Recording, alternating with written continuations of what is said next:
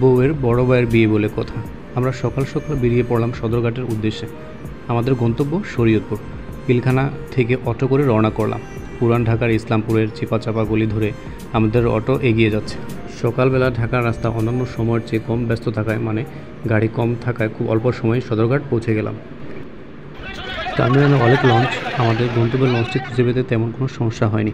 অন্যান্য দিনের তুলনায় আজকে জনসমাগম কম। যাই হোক, আমাদের লঞ্চের নাম ঝান্ডা।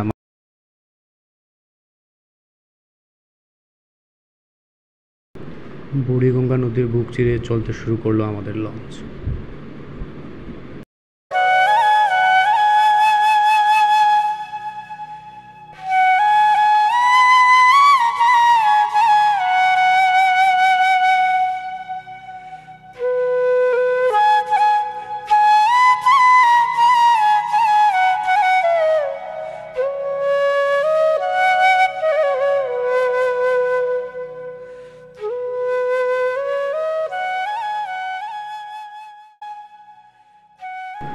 বুড়িগঙ্গা, শীতলক্ষা, পদ্মা নদী পেরিয়ে আমরা পৌঁছে গেলাম চাঁদপুর নদী বন্দরে, অর্থাৎ লঞ্চ টার্মিনালে। বাংলাদেশের অন্যতম ব্যস্ত এই টার্মিনালে প্রতিদিনই প্রায় 100-এর উপরে লঞ্চ যাত্রাবিরতি দিয়ে থাকে।